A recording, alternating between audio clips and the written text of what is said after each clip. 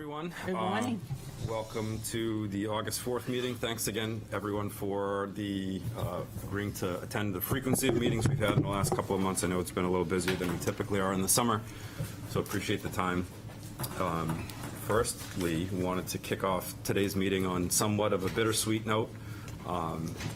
Unfortunately, we are going to be wishing our fearless vice chair well as he downsizes and migrates north temporarily. But I just wanted to express my gratitude to Alan for all the contributions he's made in supporting me in this new role for myself.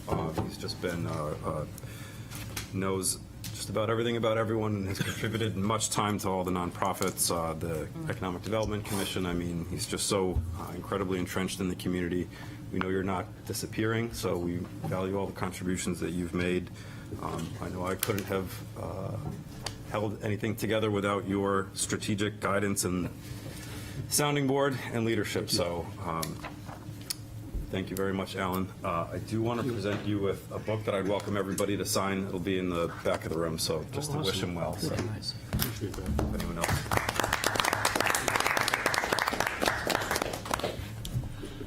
So, great. If anyone else wants to. And we can come to Dover once in a while and say hello. Yes, please do. That's right. We'll have to find a new breakfast place, or I'll come into town.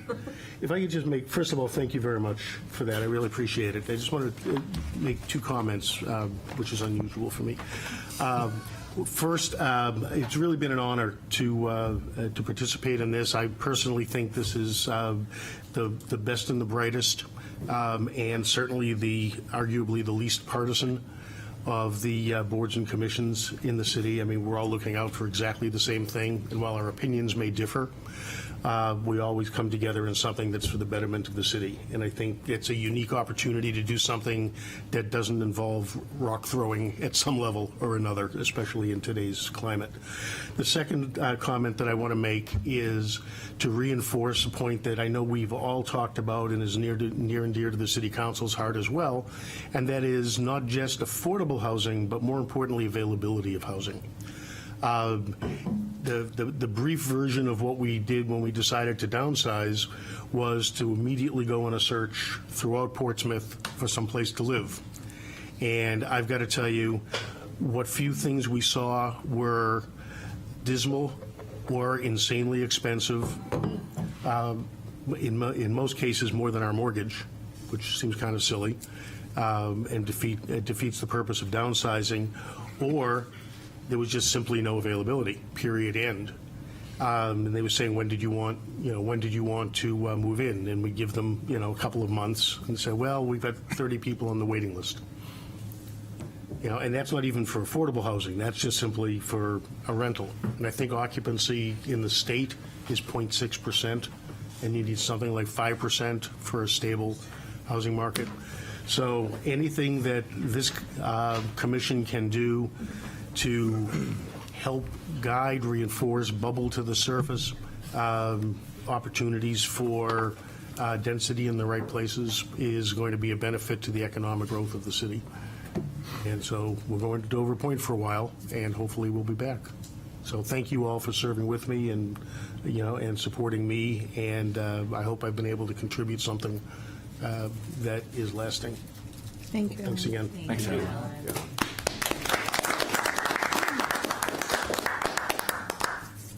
I can confirm that you certainly have. So next on our agenda, we've got the review and approval of the minutes from our last meeting on July 14th. Thank you, Sean, for circulating. If anyone has any comments or questions, otherwise entertain a motion to approve. So moved. Second. Second. All in favor? Aye. Any opposed? Thank you. Great. So next, let's jump into our standing agenda updates. First, we've got our EDC ordinance. I believe we've got some progress since we last met. So, Councilor Lombardi, you want to just share with us? Yeah, it's not on the agenda for Monday to schedule a first reading. That's the process. So then the first reading will be August 21st. Oh, 21st.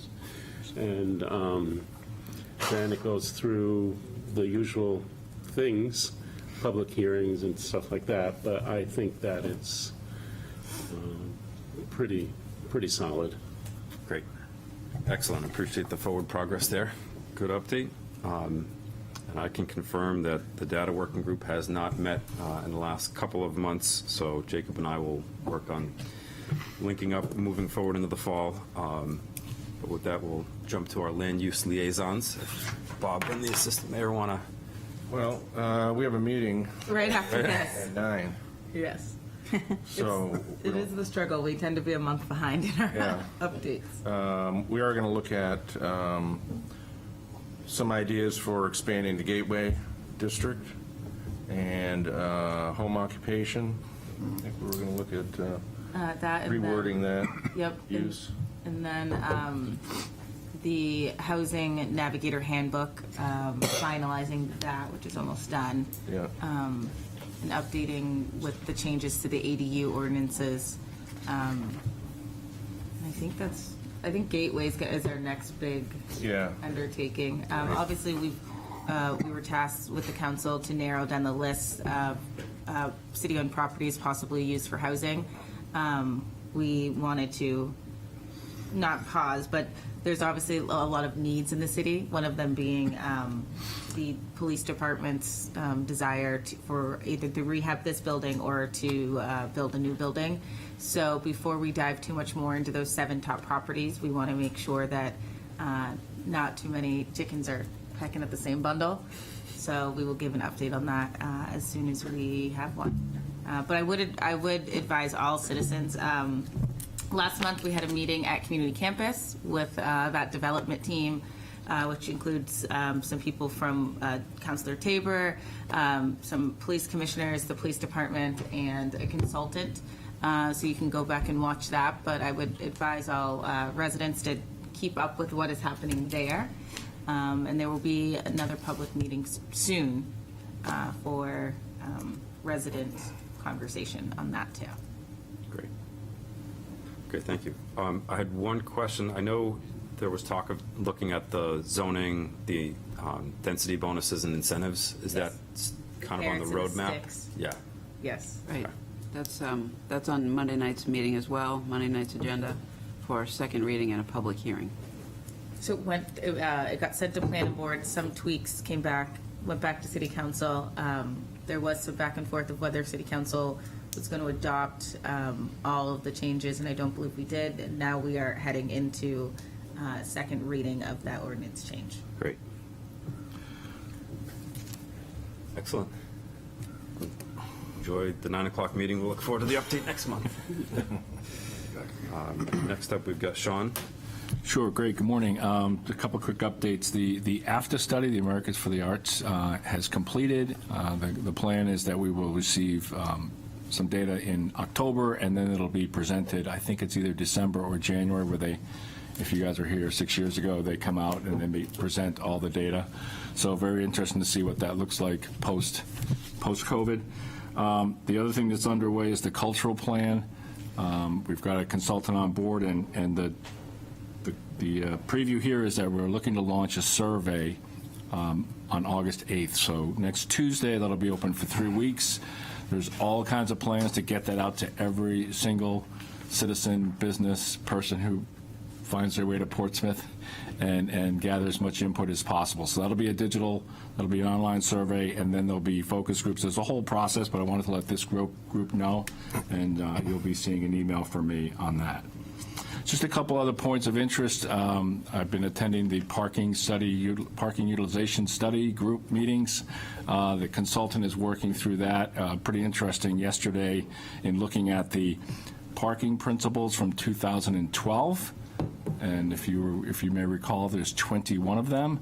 So just looking at that language and seeing what really is applicable here in 2023, and the group, which includes citizens as well as staff, has asked the consultant to do some consolidating and some wordsmithing to make sure it fits what's going on here in 2023 and beyond. So more to come on that. More than happy to share what I'm seeing with this group. And I think this group really ought to be engaged in it as it comes through, what the plans are. Yeah. Sean, kind of in that vein, what's the most recent usage at Foundry? Is that Doing real well. It might be time for a Ben Fletcher parking. I think it is. Update. Yeah. It's doing well in part for a lot of reasons. We've had a lot of events, and Hanover's pushing people. Yeah. Yeah. So I don't want to overlook, Everett, you asked me a couple of months ago, we used to get a monthly report. I haven't been able to get my hands on that, and I haven't been able to get Ben to recollect providing that. So, You should invite him to the next meeting to have a report back. yeah, I'll just say, Ping Nancy, she used to Ben? give it every month. I don't know where she got the yeah, information. well, I mean, Ben sent me a spreadsheet, which is really pretty overwhelming. So, I almost would say if it's just about what are the utilizations in the zones, or if I can work with him to boil it down, that's what I'll go for. We didn't receive by zone. All we received was utilization in High Hanover. Oh, Every month. That's all Oh, it It was. was like Okay. number of closures, as I recall. Yeah, and we covered, Okay. the utilization and closures. There might have been 2 data Okay. points. It was a really simple Every month. table. That's all it all right, so the was. 2 parking garages. That's it, All right, yeah, I will work with him on that. All that to say, there's the parking study, I think, is going to show a lot of great progress, obviously, since 2012, and then more importantly, how do we look forward as a city to continue to provide the options that we do. The last thing is, city manager and I attended a meeting for Coast. They have some challenges in terms of public transportation. More to come on that. They're going to share their PowerPoint, and I think that's another issue that obviously affects businesses and our economy and employers and employees and the ability to grow. So more to come on the challenges of public transportation here in Portsmouth.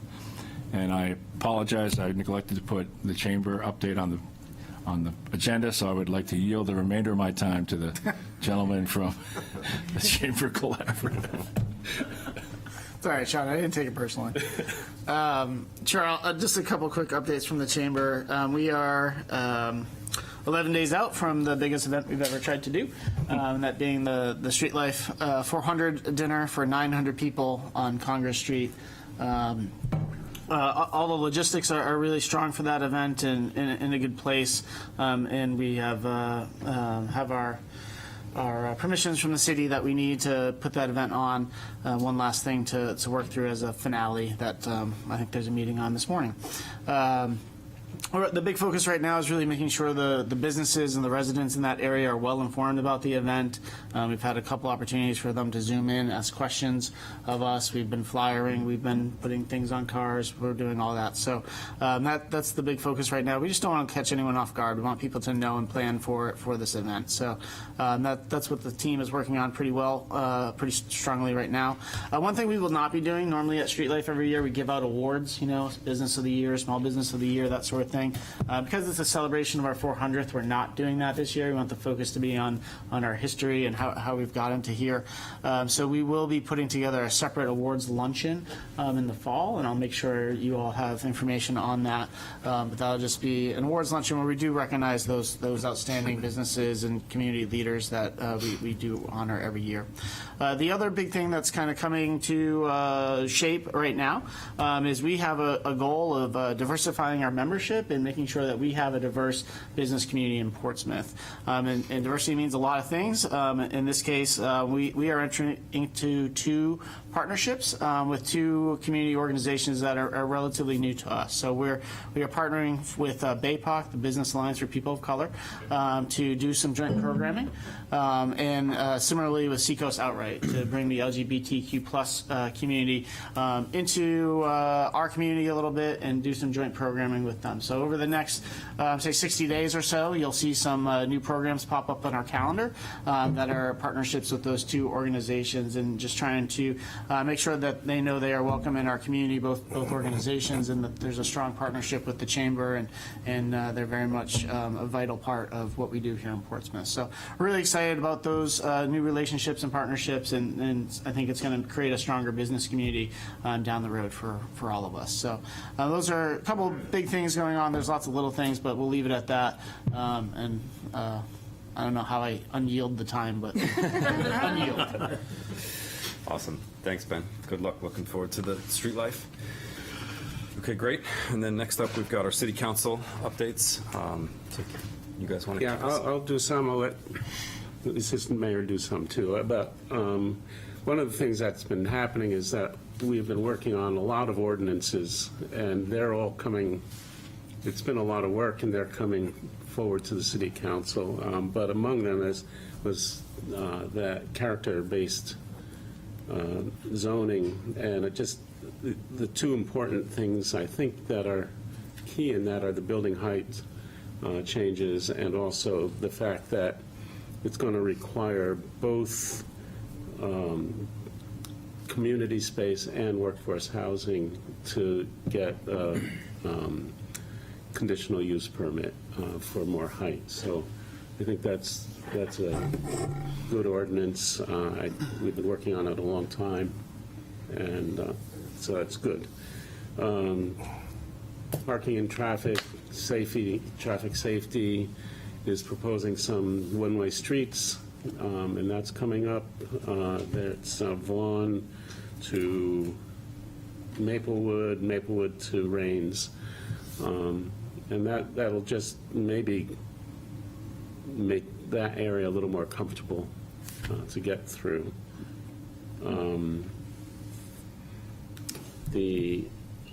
What else? Boards and commissions. We've been working on getting all the boards and commissions to be on a rotational schedule as we did with the EDC, so that we don't lose, half a board or more than half of a board in 1 year. So that's really good as well.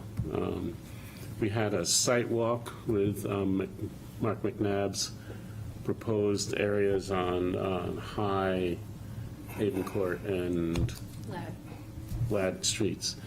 It was very informative. There were a lot of people showed up for that. It was, I think, from my perspective, I thought it clarified a lot for both the residents and businesses there. I did not hear a lot of any negative, really. There were a lot of questions about parking, about access, but I thought that was a pretty positive experience. Of course, other people were there for it, so. I don't know, you have anything else? I can just expand on that. Obviously, as most people in this room, there's the one Congress Street project that I think a big thing that we wanted to make clear at that site walk is that had already been permitted, that has gone through all the land use boards. So this is a different project. This is the beautification of Haven Court, which for anyone who's watching who doesn't know, is the connector street from Fleet to Ladd. It's right now kind of blocked off right behind Gillies. So beautifying that, you can see all of those plans online. And so right now it's kind of just figuring out the balance between, what this developer is giving us potentially, and kind of where the city balances what is city property, what is private property, what we would do in that area, because it is obviously active loading zone, a business area, and we know that construction, as we saw on Daniel Street, can be really impactful in these small spaces. So just looking at overall the bigger picture for that location, but also how that would feed into our Market Square kind of renewal master plan that we're going to be undertaking. So there's plenty more time for public input, so I'd recommend anyone who has any questions or is looking for more information to email us, and we can kind of, there is a presentation by McNabb Properties on Monday night also. So I'd advise everyone to tune into that.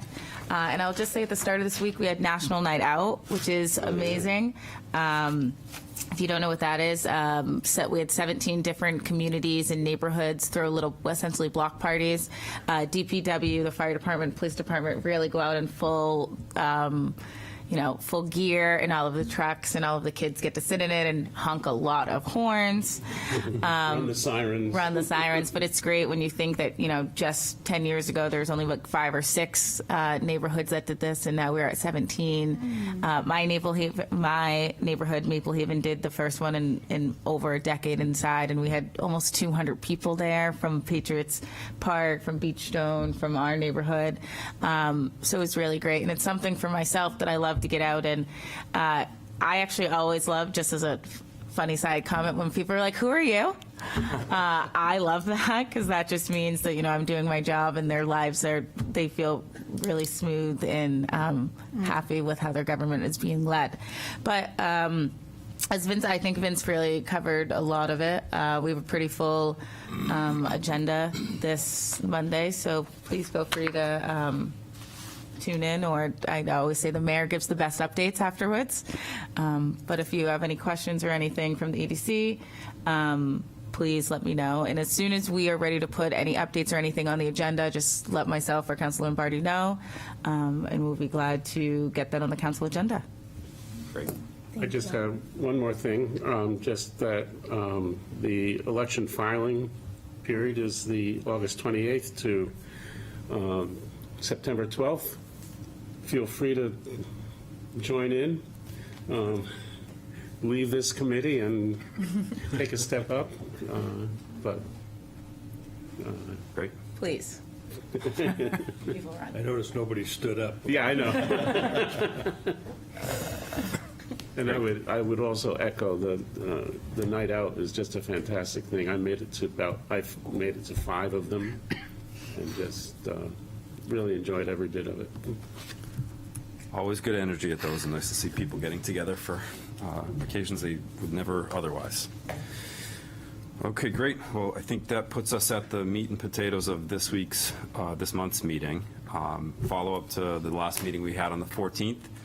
So to kind of frame this discussion, once again, this is something we're working on to present to the council as our recommendations. It's not the EDC setting policy, making any final determinations. This is our view of what has been in existence since the original outdoor cafe policy back in, I believe, 2012, and the more recent COVID version that has existed in various forms since starting in 2020. So we want to jump into the presentation, and I apologize to the public that this didn't get out prior to this morning, but certainly looking for feedback on this. The working group did not convene since our last meeting. This is really meant at this point to be a full discussion of the EDC out for the full public to hear and comment on. I think what you'll see today that we're going to run through is really just an encapsulation of what I felt the discussion was at the meeting on the 14th. There's a couple of open items that I think we need to digest as the full commission. And then from here, if we do have consensus today, I would envision formalizing this in more of a traditional memo Word document form that would then be circulated back to this commission for confirmation that it's consistent with what we discussed today, and then submission to the council for consideration. So without further ado, and just for those following, what I tried to do, because this is PowerPoint and not track changes in a Word document, which I'm more used to doing, I tried to capture any changes from what was presented on the 14th in red underline font, or strike through or highlight for the open items. So just to frame it from there. So first slide, just updating obviously for August. Past the second, no updates there. And then we can stop here briefly on the overview. So I think we heard loud and clear from the retailer community that the thought for providing more equity, both by the retail community and by staff, that this was not something that would have really met any needs in the retail community or have any interest, and also open up sort of a different level of implementation and complexity that is beyond the scope of this. Certainly we can advocate for more availability of public space if that's something the commission wants to recommend. to the city or the council to explore, but that really didn't address any retailers' concerns and didn't meet any needs. So that's just struck altogether in that final bullet. Jumping to the next slide with traffic, I would say this is probably the largest change from what was presented on the 14th. So you'll see the language here, maintain current limitations on traffic flow as recommended for 2023 by city staff. So there was a recommendation presented by the planning department to the council, I believe in December of last year, that recommended no travel lane dining. So you'll see we've readopted that. I believe that was the spirit of the discussion that the EDC did have on the 14th. So no change here. I think certainly open to any further discussion. Below you'll see in this first asterisk, allow for temporary closure of one-way streets if vehicles per day is less than 1,000 cars per day. I think there's a very limited population that would fit within that, but I guess I'd maybe defer to Ann, but not all travel lanes are created equal, I would suggest, and have different level of permanence. And in the instance of Dwyer's, I know there was a really thoughtful response to concerns that were brought by the fire department. So Ann had reached out to the fire chief after getting confirmation to do so, and we received a really thoughtful and I would say complimentary is probably the best word to use. But anything to add there, Ann, from your perspective? The initial conversation I had with the fire chief that sort of initiated me reaching out to have him put that in writing, the first thing he said when I asked him about Dwyer's is that he wished every outdoor dining space did it like Dwyer's does it. That the idea that everything's on wheels and everything's temporary and everything can be moved out of the way for any kind of public safety emergency, he really likes that. So that was what triggered me to reach out and have him put that in writing so that all of you could read what his process and the fire department's process was working with Dwyer's. It was very collaborative. I know they kind of went back and forth to figure out what would be the best way to make that street be able to reopen. I believe it's only closed when Dwyer's is open for business. And when they shut down for the night, they move everything off the street. Apparently they can vacate that street in less than 5 minutes, more than that if they had all hands on deck going.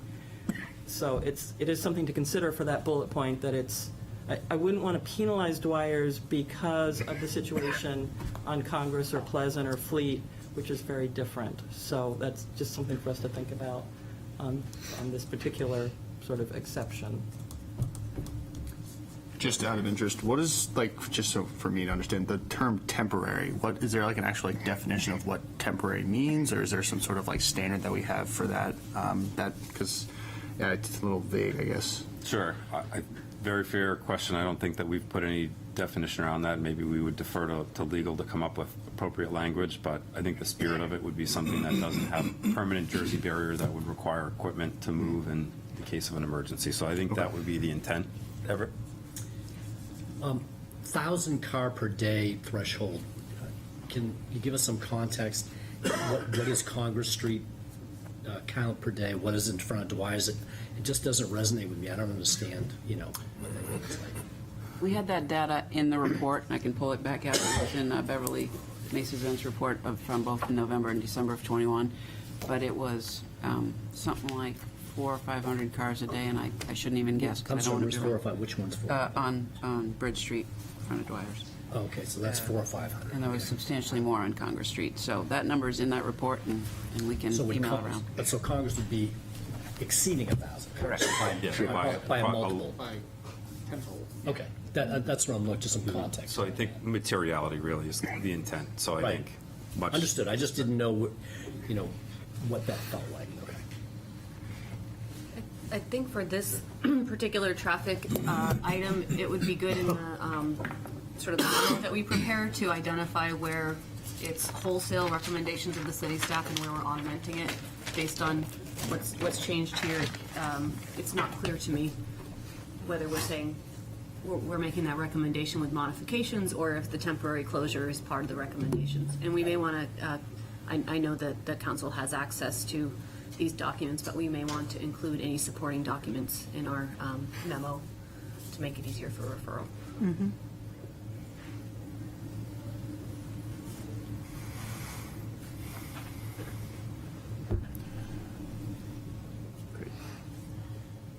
Good suggestions. One other question, Phil, I'm sorry. No, go ahead. You- Other than the goat and jumping jays, I should know this. Are there any other dining in travel lanes? Massimo's? Wires? Where, I'm sorry? Massimo's. Massimo's Series Street. I don't know if Series Street I is. don't think this Series year, Street's are in they? it. But did they not go? Not I think this it's year. just Massimo's. Massimo's, okay. So there's a couple where the dining was set up in parking and something was moved to the other side of the street. So I don't know if that's That's considered. Massimo, right? That's Massimo. But So as much as it's in a travel lane, a different travel lane was created. So does that count as parking, or does that count as so travel lane? essentially, he paid for parking. He pays, which right, he's paying for relocated the travel lane. Okay, so that wouldn't technically fall under this travel lane. It would be more of a parking. And were So to those, answer the question definitively, goat and jumping jays are the Okay. two that. yes. Okay. Are in travel lanes, they're not parking spaces. Tom?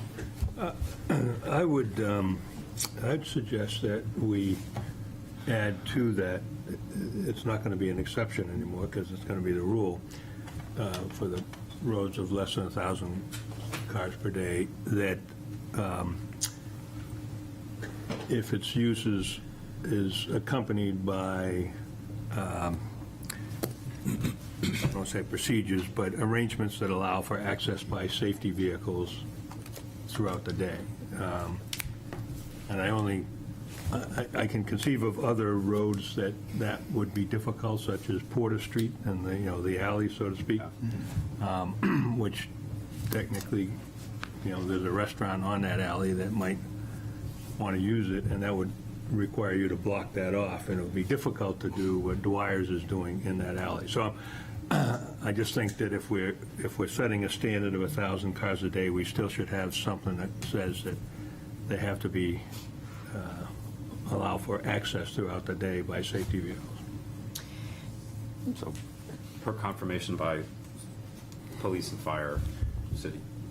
Yeah, well, I don't know if we want to get to that level of detail, but as long as, that would be part of the approval process, it seemed to me. Chairman, Sure. question for the working group. Was there ever the consideration of zones?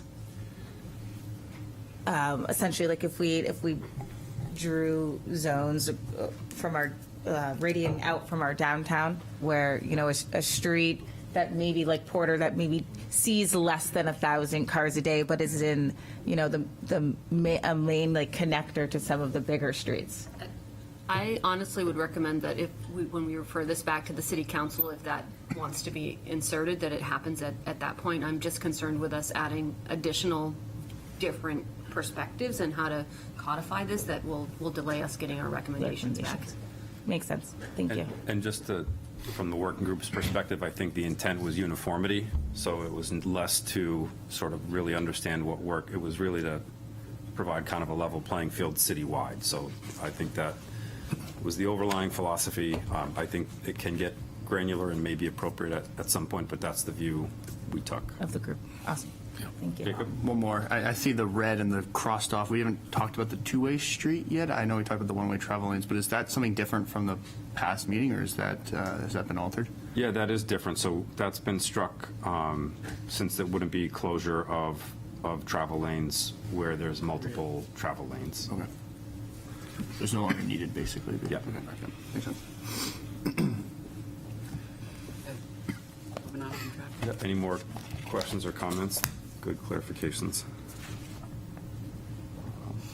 And so next, we've got the abutter approval slide and length of season. So there's been no change here. We did have discussion at our last meeting about whether it would be appropriate to have upper floors requiring abutter approval and open for discussion. My read of that is we were really requiring a butter approval in the current iteration, if a restaurant was going to expand beyond its storefront, requiring approval for those, it would be infringing upon.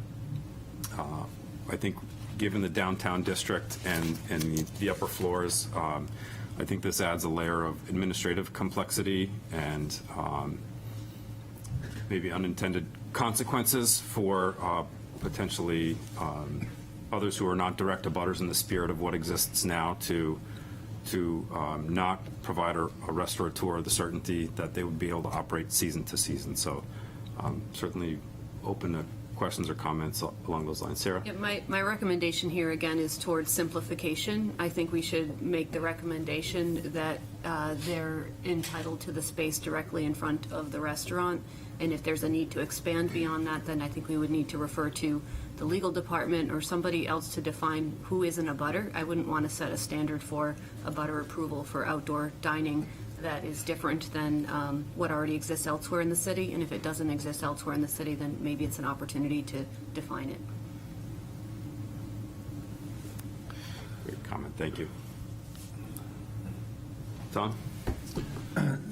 That does raise an interesting point, because I think the only real use of a butter would be in the zoning regulations, and that's a statutory thing that has to do with ownership as opposed to use or a tenant.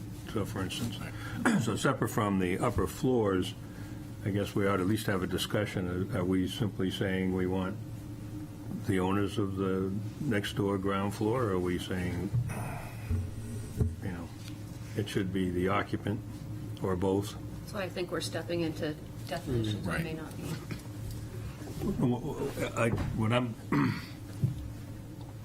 What I'm saying is, I think the zoning, I don't think this is a zoning law issue, which has to do with notices for applications for changes to properties. You know, the zoning regulations say that everybody within a certain number of feet, like 500 feet or something. So are we, if we're going to use that, if we're going to invite ourselves into getting into the use of a legal term that's in a statute, we certainly don't want to have everybody within 500 feet of a restaurant have to consent to the, And that's a standard of notice as opposed to yeah. governing the approval. So Well, there aren't really, you know, based on my fading knowledge of the law, there isn't really a consent provision in any, with the exception of maybe the environmental, the wetland laws, there isn't really a consent provision in the zoning laws. If somebody has an approval, they don't have to get your, if somebody has an application, they don't have to get your approval. I hear what you're saying, and it makes sense to have a consistency, but I think we're creating something that's not addressed under the current zoning laws. So if we're going to leave the impression that we want it to be consistent, then I think we may be creating something that's more complicated instead of more simple. Can I ask a point of clarification? Right now, do we currently get permission from the property owner or from the tenant? Tenant. As a practice, I guess. That's a good question. Give me a moment to clarify that. I'd like to think it's both, but let me get back to this group. I just say because on here is a great example of the owner of Jumpin' Jay's owns that whole block, but not the tattoo parlor. So he owns where Jumpin' Jay's is and where the Go is, but not the one retail location in between. So that's why I just think it's good for this group to get clarification of who we currently ask as abutters. I also think that the Thirsty Moose is a good example because they rent the Thirsty Moose, the e-bike store, and then they work in conjunction with the Works for that spread, which is one property owner, but not the tenant. yeah, so Bob?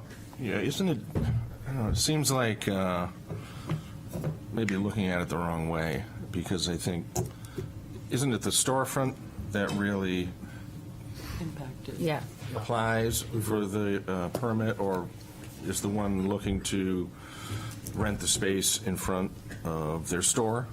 So if they're willing to do that and let someone else or the abutter use it, I mean, isn't that where we're coming from, or where it sort of is initiated? 2020, when this program started, it was the business owner, not the Yeah. building owner. So I don't think, And I don't even think you need a butter approval. Yeah, I think I'm sorry to jump in. I think what everyone's saying is the spirit of what we're looking to accomplish. It's not the property owner, but the impacted business. So rather than use the word abutter, which I think was intended to capture that, but maybe has wider legal ramifications, we would clarify, my recommendation would be, we specify the adjacent business occupant impacted by the Storefront. infringement. Better. Neighboring storefront. Yeah, I guess, or maybe they would have to be the applicant or something, you know. Or co-applicant. Yeah, co-applicant. Yeah.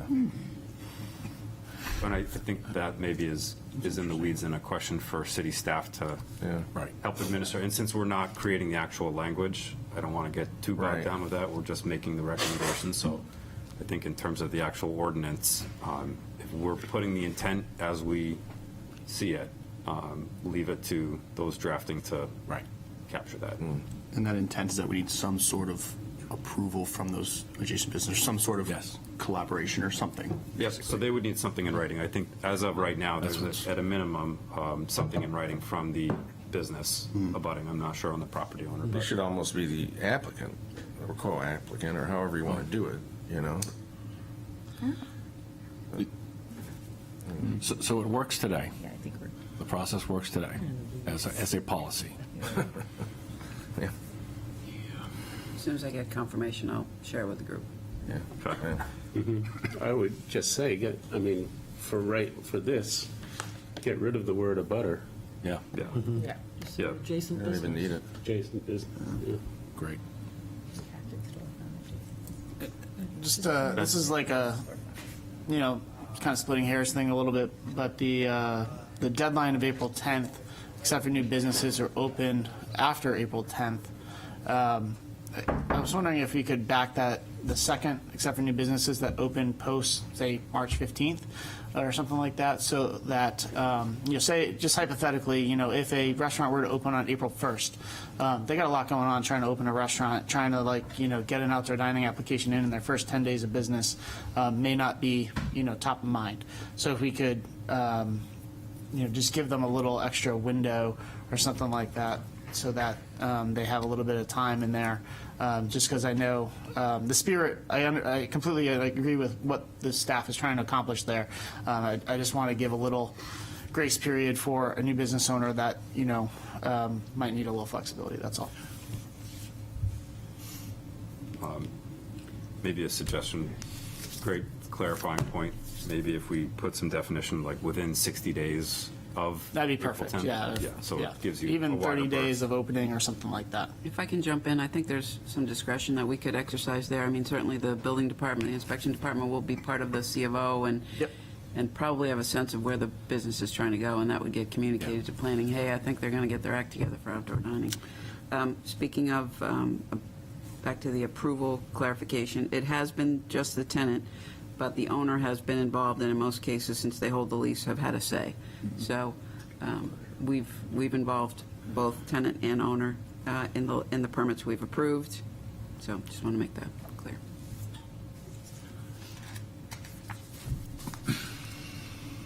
Okay, anything further? Move on. Yep, let's go to the fee consideration. So I'm going to skip first to the third bullet here where we've underscored fully burdened cost recovery inclusive of, and then later on, administrative expenses incurred by the city. That was the discussion we had on the 14th, just to call that out. Any questions on that point before we go up to the prior highlighted bullet?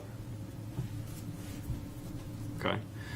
So this was a topic that came up. I think we didn't have enough time to fully discuss, so I just wanted to revisit that today. So we had initially recommended uniform pricing per square foot regardless of whether it was on sidewalk, parking spaces, loading zones, or travel lanes. Tom brought up last meeting that Certainly, there's different costs associated with each implementation because of Jersey barriers, et cetera. I think that's open for discussion. I would just maybe underscore that if we took the uniform pricing approach, the spirit of the fully burdened cost recovery would essentially spread the full cost throughout the city to all users of outdoor dining. So I think this would capture that, but I wanted to come back to that point just to talk through that a little bit further and get a feel for where the rest of the commission is on that point. Ben, why don't you kick us off? No, go ahead, Tom.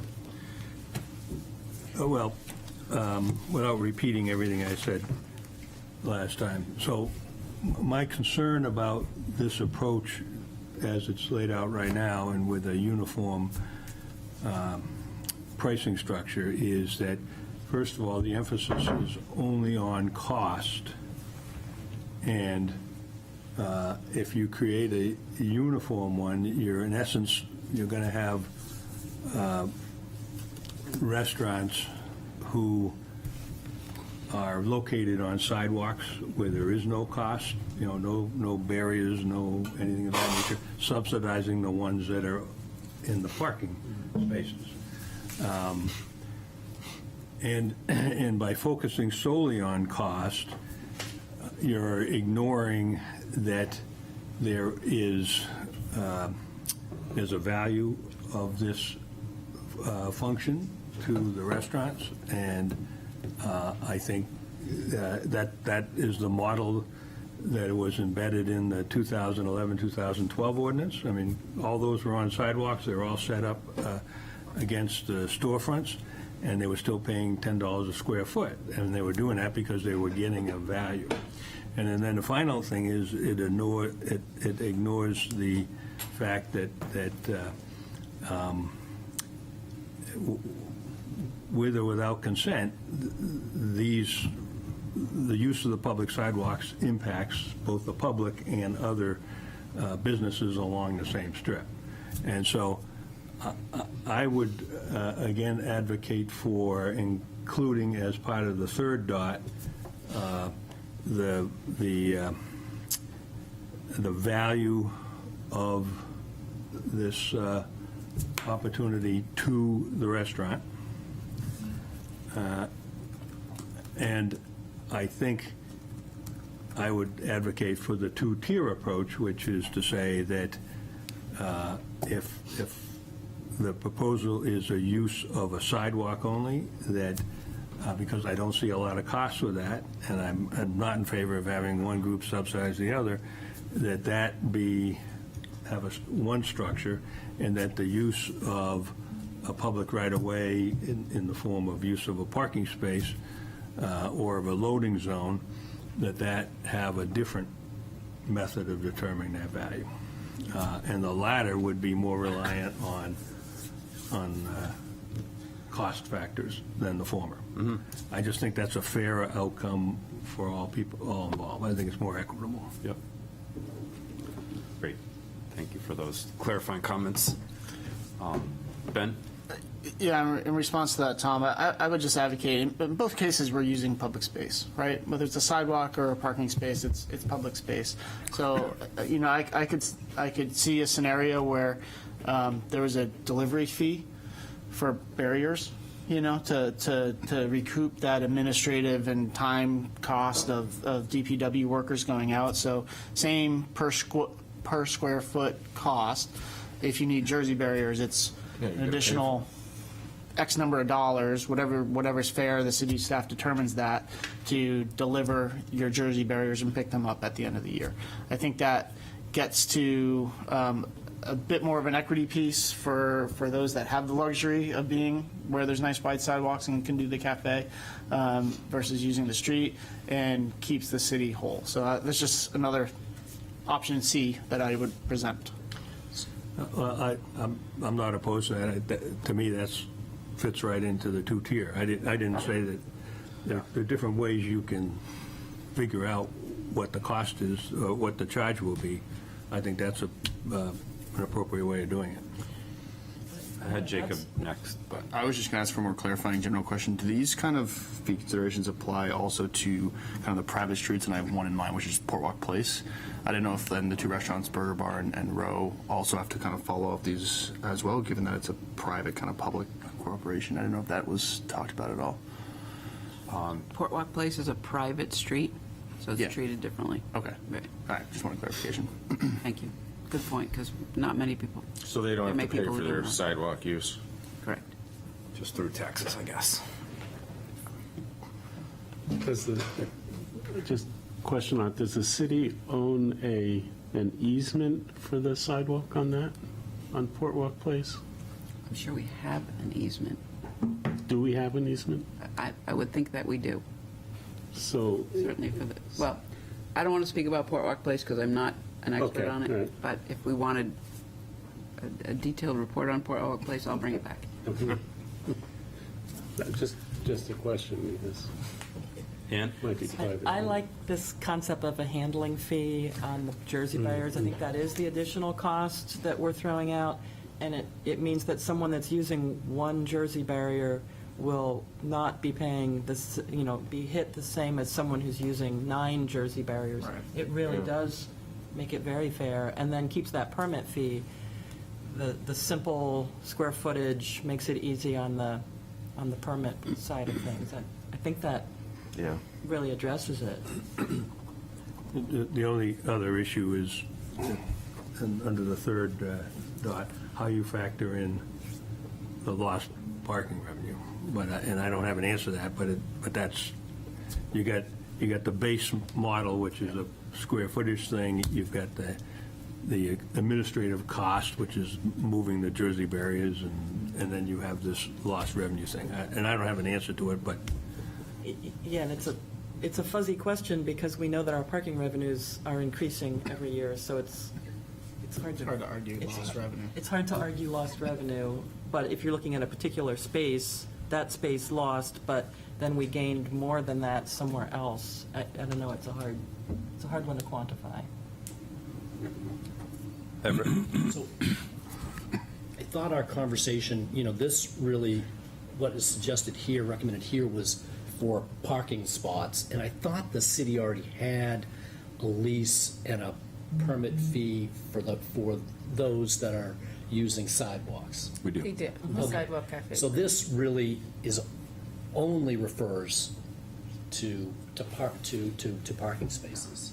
This definition. My understanding is that, from some counselors, is that they would like to make this the all-encompassing, and it would override by the council. Then we should have earlier. Right. So, to what Tom's point is, we should have a second bullet, another bullet, to perhaps speak to sidewalk dining, because they're to your point, they're different, and we want to capture the lost parking That's why revenue. the two-tier. So, That's fair. I just want to be clear about that. Well, that's, on that second dotted item, that's why the last line talks about discussing two-tier sidewalk areas and on-street. should we add in that, whether the working group or this group is comfortable, more clarification that sidewalk areas to be consistent with current sidewalk cafe permit process? So it's not, so it's clear that we're not looking to necessarily change that we find it acceptable with the current permitting process. I feel like, is that what you're trying to get at, Everett? Is that we have a system in place for that overall we want to absorb into My this. bad, I missed the second bullet. I was focused on the third bullet, and then I'm fine with that. So to clarify on that point, so if we're thinking about we're making recommendations and this is going to supersede, this ordinance would supersede the policy, we just have to make it clear to the ordinance drafter that whatever the current language within that be adopted. We would like to be absorbed into the new. Yeah, okay. So is that what you're Yes. suggesting? Yes. Great.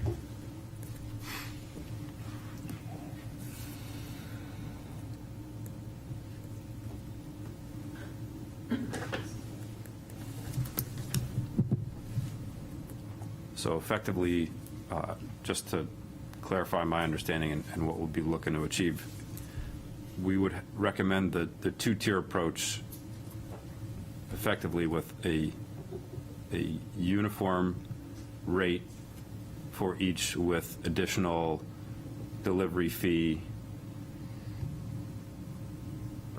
for parking A spaces. handling fee. Handling fee, or maybe Delivery and- maybe there's an administrative, something that goes beyond just a Jersey barrier Shipping and handling before April 10th. that kind of could also capture the value of usage of a parking space in a way that the sidewalk cafe would not. In addition to the barriers going in and out, there's the time of the safety folks doing the walkthrough and approving and making sure that things are accessible, they're safe, they're set up the way they're supposed to be.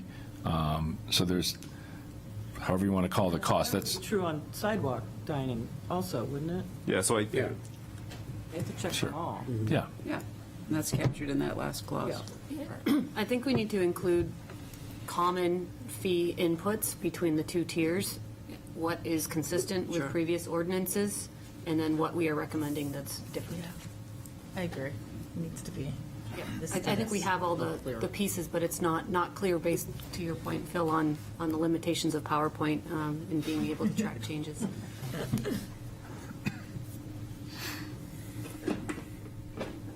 Okay. Okay. Thank you, everyone, for that. I think we can jump to design standards. So, Commissioner Ward brought up a great point at our last meeting. I think it is certainly valid for the historic district, not only valid, but best practice to have input from that organization. I think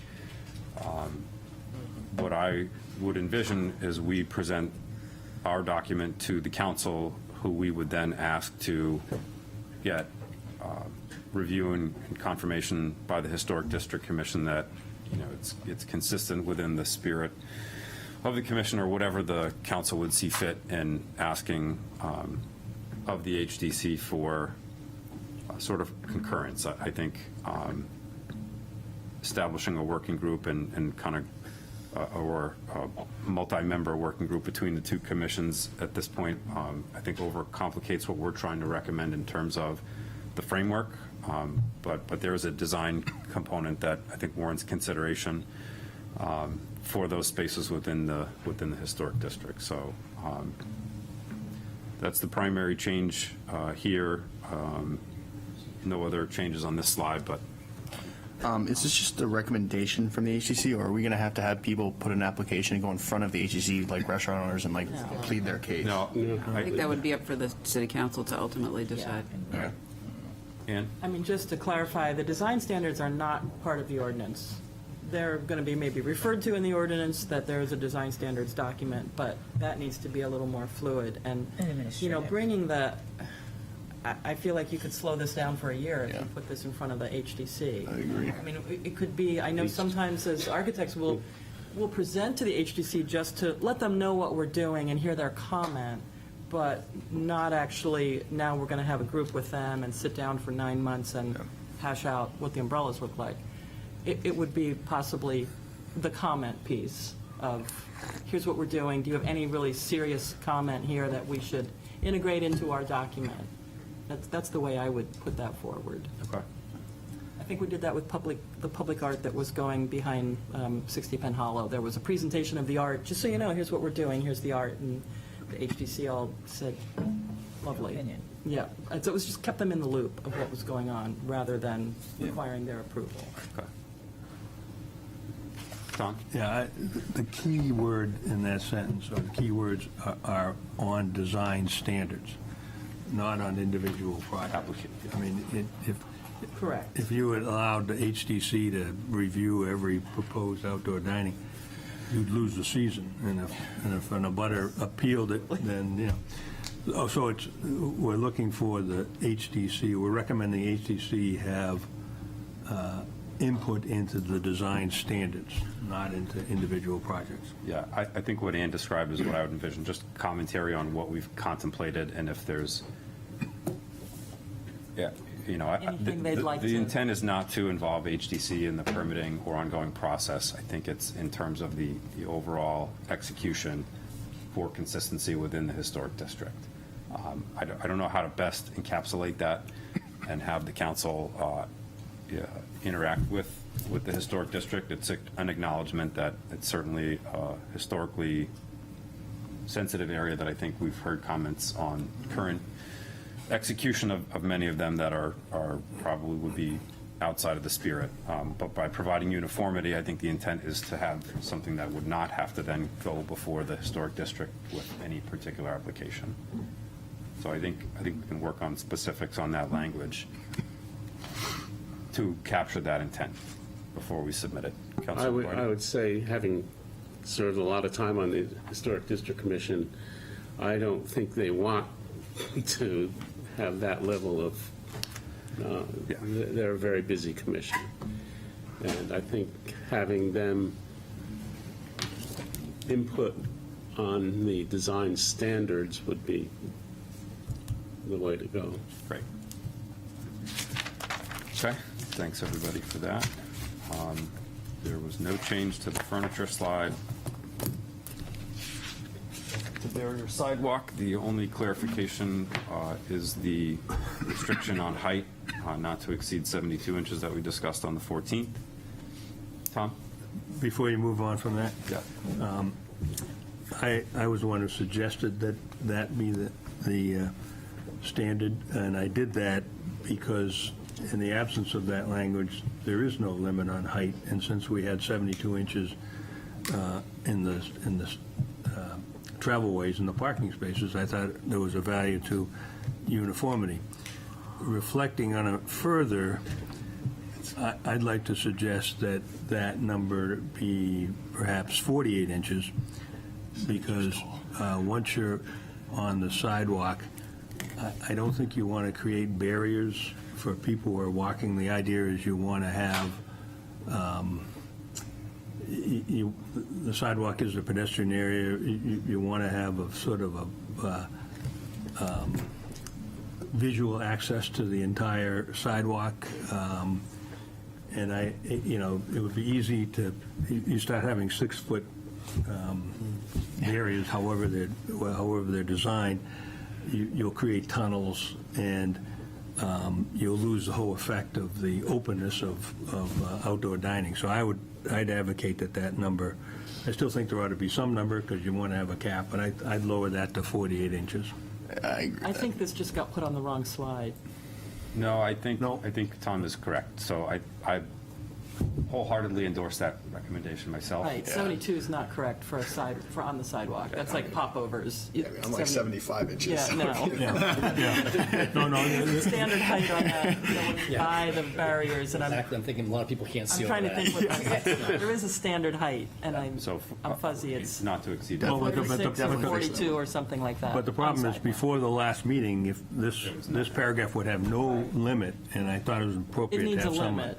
And so I just think I don't care whether it's 30 inches or 48, I don't think it should be higher than 48. I'm not sure there is a standard. There's a number, I think, on the next slide of the height of the barrier with the. I'm gonna move forward just so I get 36? 36 inches? 36. So that should There be you go. consistent. Okay, so it's. But then we have the plants and greenery of going Yeah, up see, to that's- 6 feet. So I think that's where that 72 came Okay, from. so I think it's Was the 30. consistency between these plants and greenery of 6 feet, and that's probably where the 72 inches came from. Yeah, so I think maybe it's which 30, seems high. 36 is the. Well, Yeah, my whole point is I was trying to reconsider my thought Right. from last meeting. I think that we need to keep the separating function, the barrier, Right. or whatever it is, low. Yes. That's right. So that you have the openness of the outdoor seating. That's You gonna change you need to more of a 36. barrier when you're on a So I road. think it's 36. right. on the I'm happy with sidewalk one. 36 as well. Yeah. We're on the barriers, parking space, travel lane slide. Okay. I want to make sure we have time for public comment. Yep. Yeah, so I think this is really the last, there's one clarification on the last slide, but while we're on this one, you'll see we've struck travel lane from the header, introduced this first bullet, as we discussed previously. And then the fourth bullet is the one in red that is now struck as well, making the change from what we had on the 14th. and then with the asterisk below, refer to the traffic slide on the temporary closure. So it's really capturing that same point we've already covered, but just want to call all that out. So any further comment? Great.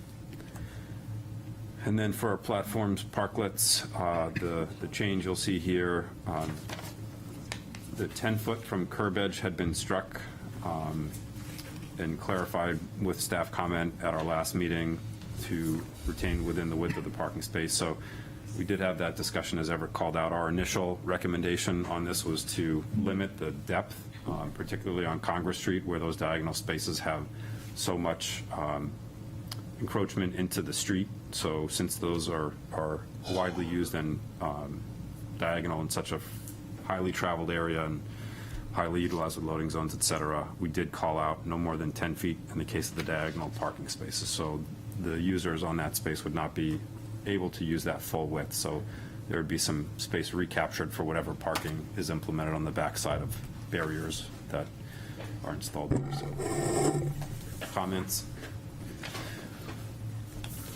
That's the last slide. Okay. So I feel like we've got, Just public comment. okay, thanks, Jacob.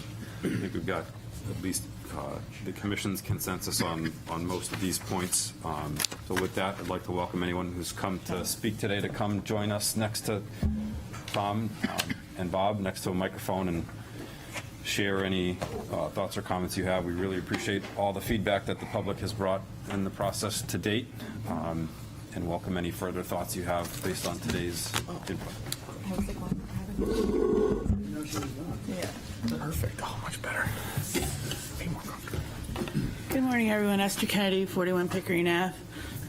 And I come before you because as a small business owner in this city, I have two things. One, a comment on the downtown, and two, a request.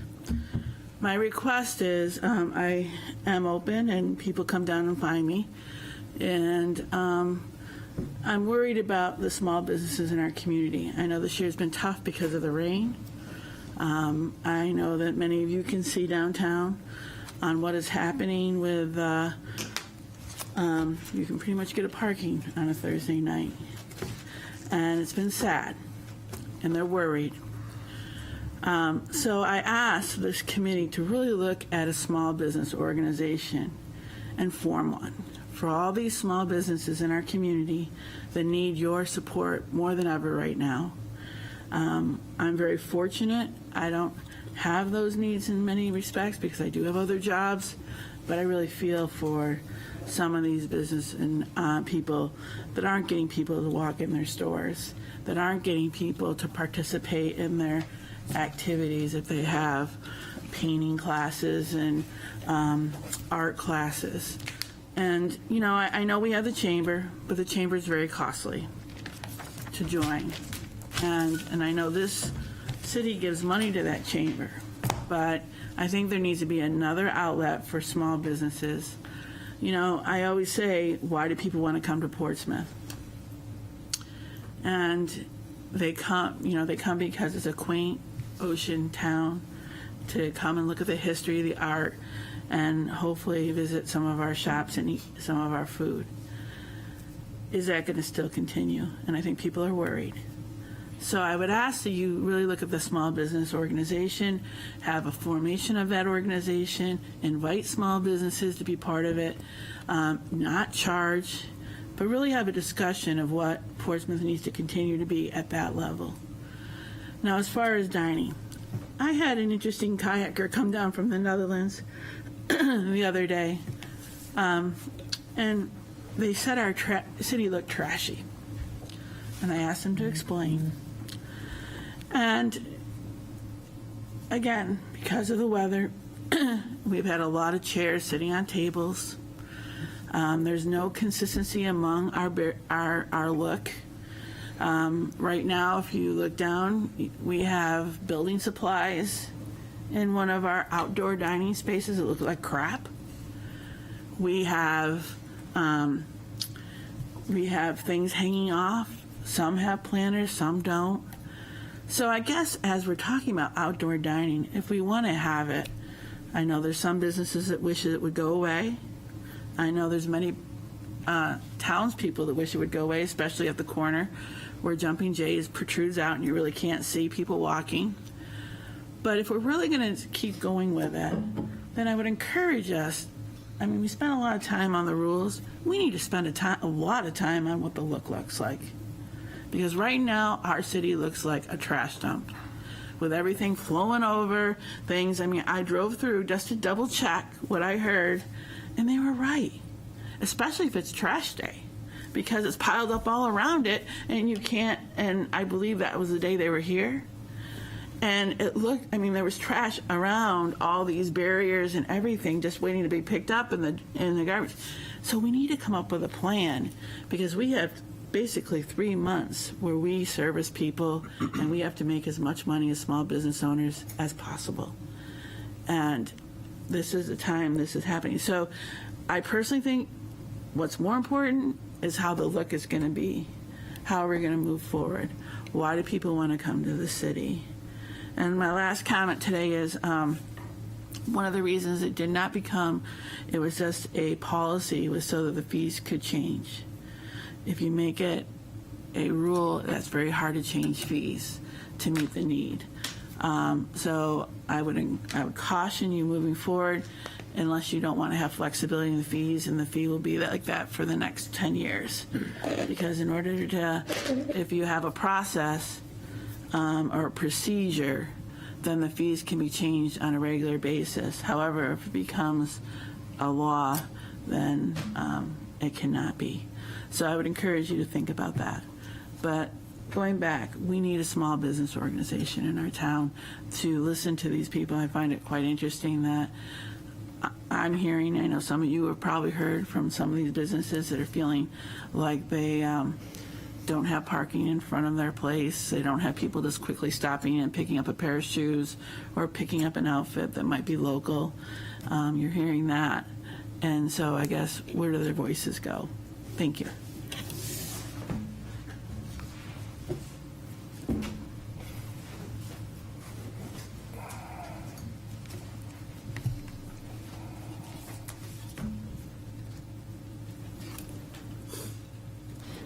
My name is Liza Hewitt. I live here in town at 726 Middle Road. This is not going to be a popular suggestion, but I'm going to make it anyway because you allow public comment, and that's what I'm able to do. I understand the desire to move this along, not to hold it up, to just keep it rolling, make a decision, do something. I would recommend that perhaps you take these recommendations, and I know these are just recommendations that you are making to the City Council, and the City Council has the ultimate decision. And I'm not so sure that they're not going to change a lot of what you're recommending. Maybe they won't. I hope they don't, because I really like what you're recommending. But I would suggest that this not go to ordinance like in August, but that you give these changes that are decided upon a year, because there may be changes to what you've decided. It doesn't mean that there won't be. It's just that the changes will not be permanent in an ordinance as of, this summer for next year. Because what I'm seeing, and this goes along with what Ms. Kennedy said, is empty tables downtown. Now, I don't know why that is. I'm hoping it's just the rain for everybody's sake, but we don't know that it's just the rain. We know what happened during COVID. We're now seeing a summer really fully of no masks, out of COVID, and it's not looking good. I mean, as she said, I drive through town at least once every night. There are empty parking spots. There are more empty tables than there are full tables, even when the sun is out, and the sun's been out all day. There are not people sitting outside eating, and I don't know why that is, but you don't know why it is either. So if we make these ordinance changes now without fully understanding why it appears that outdoor dining is not holding the appeal that it held last year and the year before, I think you're making a mistake. And I don't And I think that it would be wise to take your changes, take them to the city council, say for next year, let's do this and see how it goes. And if it all works out and everybody's out in the street next year eating and the whole bit, then you make it an ordinance change at that point.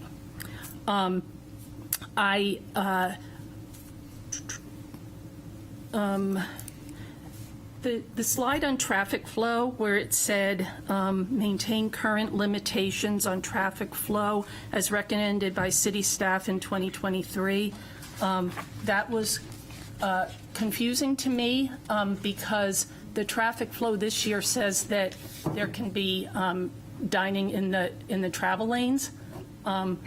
So if you put that in there as your recommendation, then does that say that that's what you're recommending? Because then I heard later on you said no dining in the travel lane. So I'd like you to define that and make it a little clearer.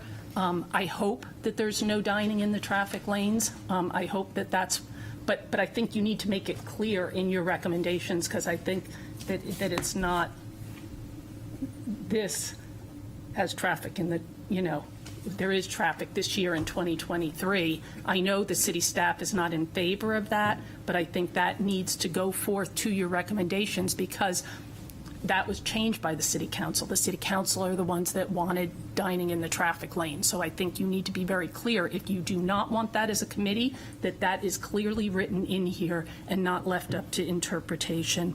I think I'm still a little concerned about the 6-foot height in with the Jersey barriers. Some of that will be fixed if there is no dining in the travel lane, because it will take care of what I felt was the biggest concern, which was that corner. But you still have places like the restaurant down the Durbar. Yeah, that one. If they put up 6-foot heights, then that's going to be a problem too. Not so much for cars where that is, but it is going to be a concern for cyclists and for pedestrians walking out. So I think you're going to run into the same problem. And then I wonder, at that same location, if you had kept the not in travel lanes, but also not within 30 feet of an intersection, why would they be able to be right there at the corner when you shouldn't have anything within 30 feet? So I think you might just need to consider that again. And that's it for me. Great improvements. Just a few tweaks that I would like you to just think about. Thank you.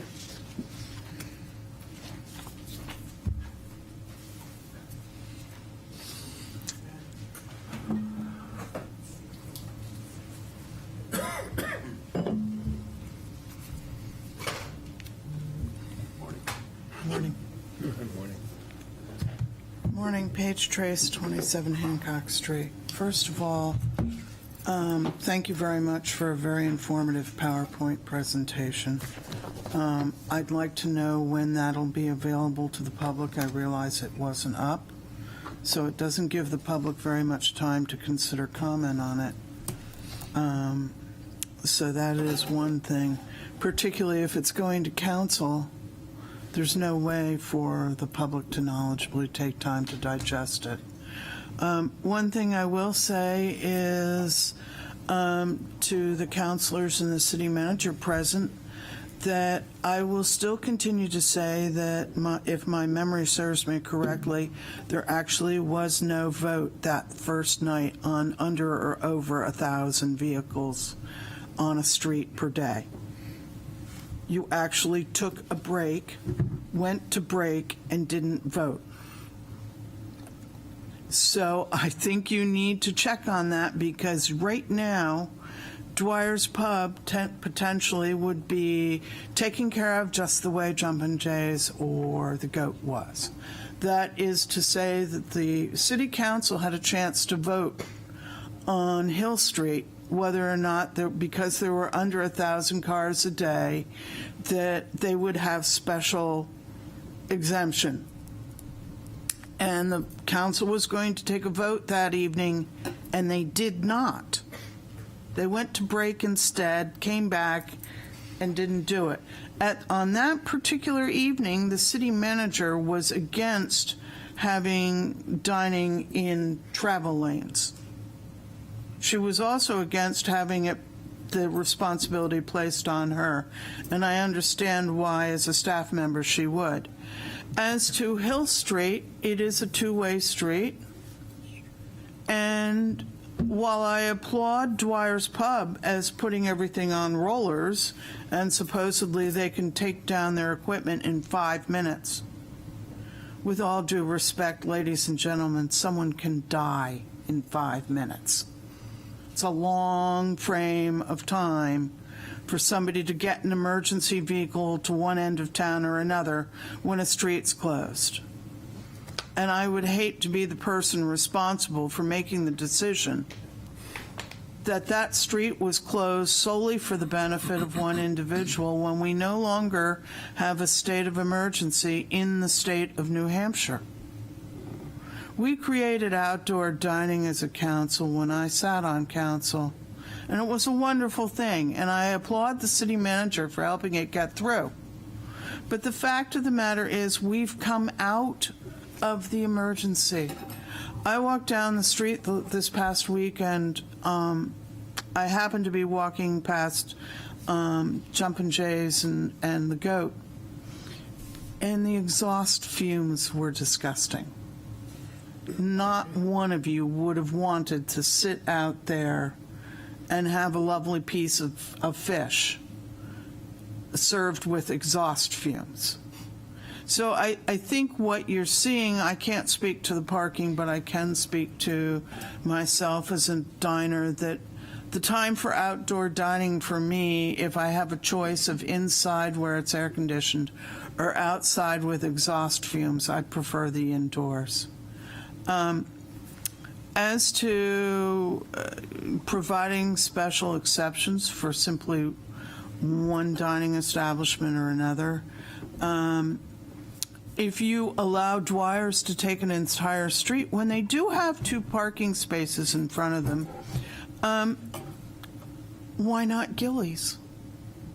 Why aren't we closing off Fleet Street for Gillies or the Oyster House? I mean, these are things that you've spent all morning doing a wonderful job going through the PowerPoint, and it's progressed really far since last meeting.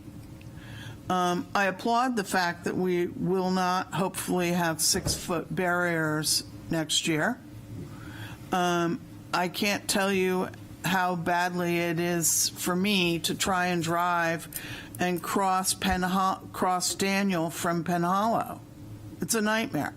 And the same thing up at Congress Street. People go over and over and over again. And I hope to heck there are no accidents. I really do. But what are we doing? We're sitting here and we're sort of moving it along. I get that. But what about rectifying what's going on now? And why are we having these special inclusions? And yet I will also speak to Historic District Commission, which Mr. Lombardi knows far more than I do about, but I did have the privilege of sitting there for 2 years. And the Historic District Commission has no purview over color, and they have no purview over temporary structures. So to ask the Historic District Commission to spend a great amount of time, although they would be the logical quasi-judicial board, their purview simply isn't for temporary structures. So it's left to the city, and my only suggestion with that is to create a general rule that, or a general form of, if you are having outdoor dining, you have low-lying shrubs up on the Jersey barriers, you are ADA compliant. We spent an entire morning here and really didn't broach into the serious subject of all of these restaurants being ADA compliant, honestly. So while I understand that there are certain counselors that like the idea of the city being vibrant, at the point that vibrant meets, according to Ms. Kennedy, trashy in the minds and eyes of our visitors, we need to stop and take a breath and figure out what's making the city trashy. And what can you do about it? And we spent the whole morning here and nobody's discussed the merchants and the needs of the merchants until it came up at public comment. When will the EDC address the needs of the merchants equally with those of the restaurateurs? And that is my question for the morning, and I'm sorry to be speaking at you and not with you. I wish I could have a full conversation, but sadly that's not what public comment is about. But to the city manager, thank you for being here with all of this, and please do check that vote, because I don't think it happened. Thank you very much, all of you. Thank you.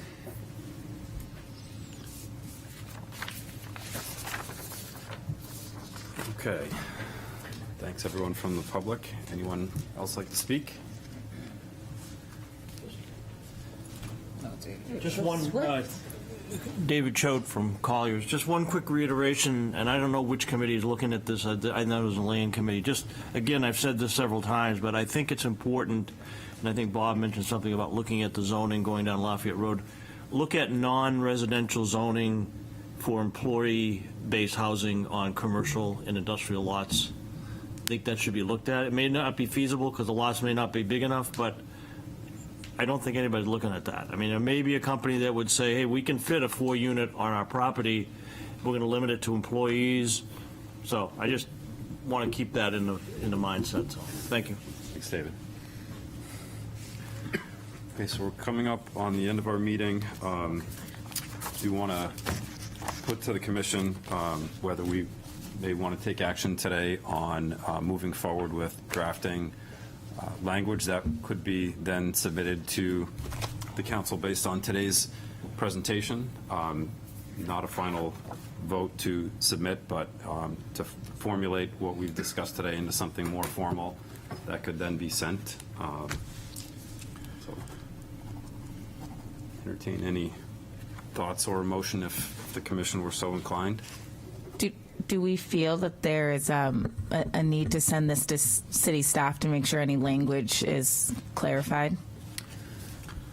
I think that would be helpful. I think as a first step, we would need to actually prepare a document that could then be first reviewed by this commission for consistency against what was discussed today, and then could then be circulated to city staff to confirm and address any concerns that might exist. Councilor Lombardi? Yeah, also, just on kind of the usual process of ordinances is through both the governance and legal. But I think with this as well,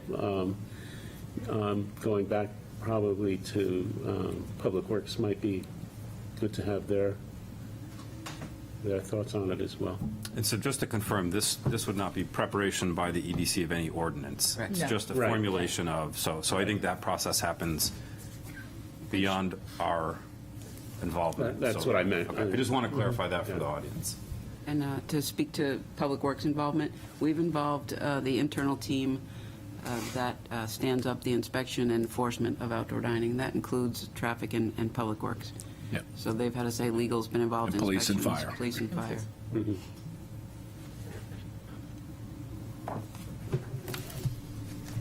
So do we feel like we're not at a stage where we could start to draft that? Or we are? And that draft would come back to the EDC before moving on. So I don't Yeah. see Then I feel like I don't see any harm in that at all. But I don't make motions. Yeah, I think there were some comments and suggestions today that would be maybe Have to be incorporated into Right.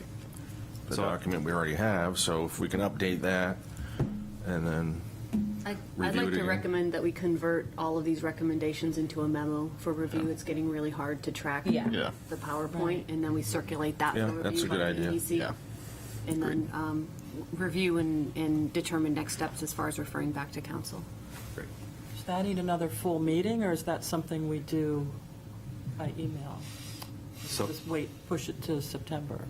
I think in the past, what we've taken action and had the Nancy Carmer in the past has drafted language that has then been circulated back to the commission for review and concurrence. That would be my thought, is if we're suggesting we take what was discussed today, memorialized in a memo, not in a PowerPoint, that could become Right. a more legible document that could be forwarded on to others. If we were to take a vote, it would be to create that document that would then have to come back to the full commission for review and consideration before circulating on to any other body. I would just safeguard that whole comment to say there wouldn't be any discussion related to policy electronically, that the draft that could be created for consideration and vote by the EDC at the September meeting would be for your information to come prepared to vote on September 8th as proposed. That's great. So, Chair, looking for a motion? Yes. All right, let me attempt this. I'd like to, I move that we document the recommendations from the EDC on crafting of an outdoor dining ordinance in memo format to be circulated electronically in advance of the September 8th meeting for review at that session. Great. Thank you, Sarah. Go ahead. Is there a second? I'll second that. Clarification? Second. All in favor? Aye. Any opposed? Okay, great. Thank you very much, everybody. Mr. Chairman, one final thing before we leave. I note that one of our residents has once again written to the Herald to note that we're behind the curve on electric vehicle charging. I think it's been over a year since we voted in support of ordinance changes, and I'm wondering if maybe Vince or someone could report back on this at the next meeting on the status. I don't know whether it's still in the governance committee or where it stands, but If I can give a 30-second update, I think it was going to follow in the second or third tier of ordinance changes beyond things like ADUs. Land use. And other things that were in the queue. So land use will Yes. consider the EV charging zoning amendments. And I'll bring it up, we have the meeting right now, I'll bring it up under new business to see if we can get a report back from staff and start to maybe move that up the chain a little bit concurrent with some of the other things we're working on. yeah. I'm just concerned because, we're now in the home stretch on this council, and it's a blue ribbon committee, not a standing committee, and if it doesn't get reached, it means it has to start all over again next year. So it'd be great if we could move that along. Put some urgency under it. Yeah, I'll bring it up. Thank you. You're welcome. Okay, great. So just confirming our next meeting will be on Friday, September 8th. I think we'd previously discussed the meeting dates through the rest of the year, so that remains the case. So at this point, I know we've got a meeting coming in. I would entertain a motion to adjourn. So moved. So moved? Second? Second. Second. Great. All in favor? Aye. Thank you, everybody. Goodbye.